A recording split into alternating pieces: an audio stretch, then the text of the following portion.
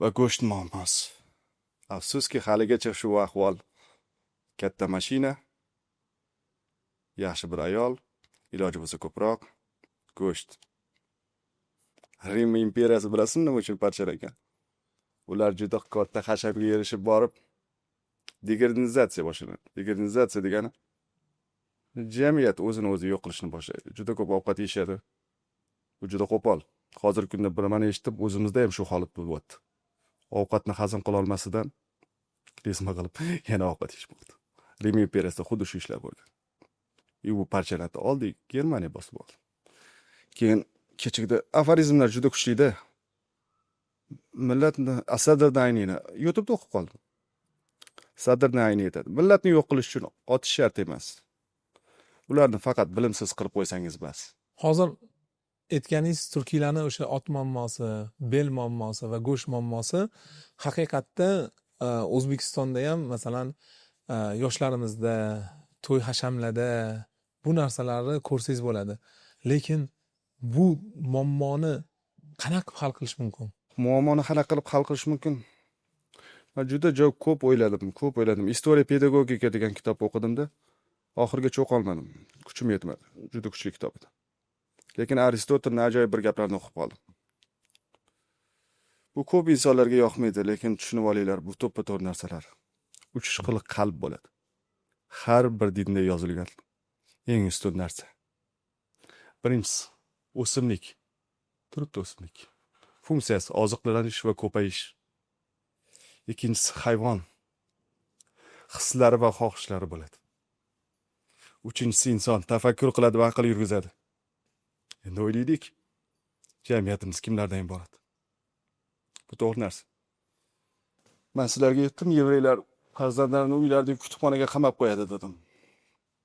Shu gapni eshitgandan keyin miyalarim portlab ketdi.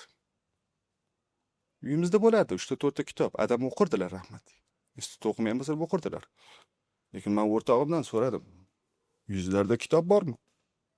Usta bo'lib ishlaydi. Qiziqish uchun so'radim.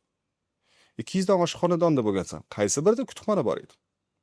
Yo'q, hech qaysi birida. Yo'q, 2 dona xonadonda bor ekan. 200 tadan 198 tasi uyda yo'q. Yana yevreylar aytayapman-ku, ular juda aqlli, ilmli. Ularning kitoblari bor. Ular farzandlari to'polon qilganda uydagi kutubxonaga qamab qo'ymoqdalar. Nima qiladi kutubxonada? Kitob bersa yana jazoni majbur o'qiydi. Ikki xil toifadagi insonlar bo'ladi.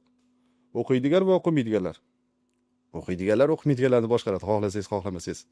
Men ilmsiz inson bo'lgan taqdirda ham u ilmli insonni sotib oladi va uni boshqaradi. Yana bir kuchli narsa. Yevreylarda farzandni tarbiyasi qilish olmayapti, uddasidan chiqishmadi. Nima qilishadi bilasizmi? Mototsikl olib berishadi. Yaponlarda ham mototsikl olib berishadi. Yaponlarda ham. Nima uchun? Eng yomon ko'rgan dushmaniga mototsikl olib beriladi. Mototsikl o'lim mashinasi. Farzandni tarbiyasi bo'lmadi, bo'lsa ketsin dedi.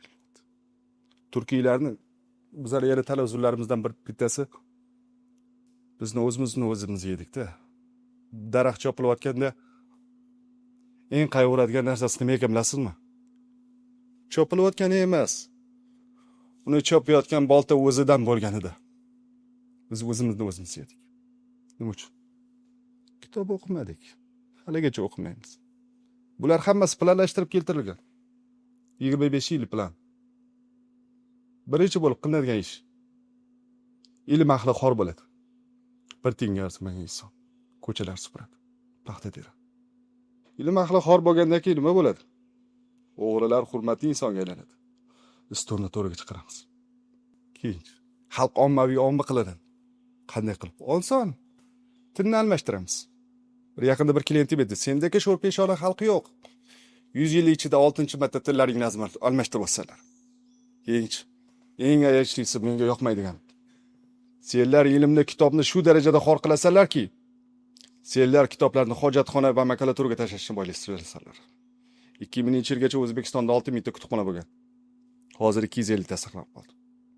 Yana eng yomon jaholatimiz nima bilasizmi? Ota-onasi o'lgandan xursand bo'lyapti-da, kitoblarni qog'ozini tashlab beryapti. Ilmni xor qilish. Ilmni xor qilib qanaqa qilib yuksalish mumkin? Bo'lmaydi.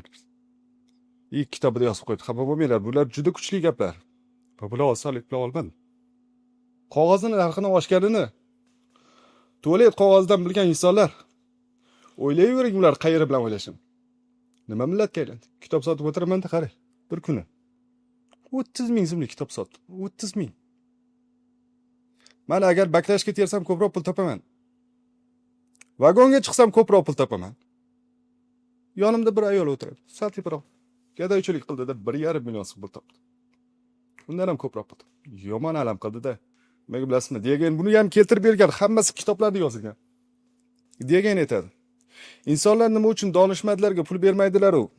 Gadoylarga pul beradilar desa. Degan aytadi. Ular ahmoq emas, bilishadi ko'r va kar bo'lib qolishligi mumkinini. Gadoy holatiga tushishligi mumkinligini. Lekin ular bilishmaydiki hech qachon donishmand bo'la olmasliklarini. Donishmandliklar ularga aniq. Berishmaydi. Savol berishga qo'rqib qoldim to'g'risi. Chunki mana bergan savol bilan sizni dardingiz uyg'ondi. Shundoq bilyapmanki, bu dardingiz bilan men keyingi savolga o'tishga qiynalib qoldim. Endi qaranglar, ustoz.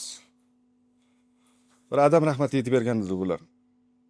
Bir qirimtata bir joyda fotiha qo'ysam dedilar, duo qilsam dedilar. O'zbeklar, sizga hamma narsangizga qoyil qolaman, duolaringizga hammasiga qoyil qolaman. Lekin bitta katta kamchiliklaringiz bor dedilar. Nima ekan bu adam qiziqib turadi, so'radim. O'qimagan bo'lsalar ham ilmlari juda yuksak edi. Men bilan do'st edilar. Yetibdi shu odam. O'zbeklar hamma narsani so'rayapsizlar, tinchlik, sog'lik, boylik, mansab, hamma narsani so'rayapsizlar. Lekin shu beaql farzandimga ozgina aql ber deb so'ramayapsizlar. Mana katta payg'ambar. Sulaymon payg'ambar yaqinda o'qidik shuni. Sulaymon payg'ambar shoh bo'ldi-ku. Allohdan so'radi. Nima mendan istaysan? Sulaymon payg'ambar aql edi, nima dedi bilasizmi? Menga shuncha aholi berib qo'ydik. Uni boshqarish uchun menga aql kerak. Menga aql ber desa. Alloh nima degan ekan bilasizmi? Sen mendan boylik so'ramading, toj va taxt so'ramading, mansab so'ramading, aql so'rading. Men endi senga ularga qo'shib hammasini qo'shib beraman. Yevreylarda eng hurmat qilingan payg'ambari Sulaymon payg'ambar hisoblanadi. U juda ko'p ishlar qilgan. Kitoblari ham juda kuchli. Ularning xonadonlarida kitoblari bor, o'qishadi.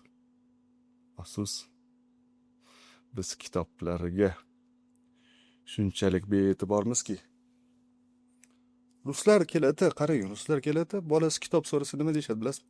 Indamasdan 10-15 ming olib beradi. O'zbeklar kelsa nima deyshadi bilasizmi? Xafa bo'lib ketadi. Nima qilasan kitobni? Boshingni urasan. Kitobni ham o'qirkanmi? Nima qila olasan bu kitobni o'qib? Yur undan ko'ra ovqat yeymiz. Boshimizga uramiz.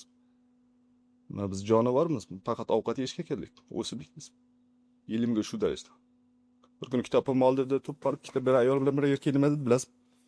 Kim yutdim? Bu kitoblarni kim oladi? Bu musor kitoblarni terib olgan, qara hammasi makulatura.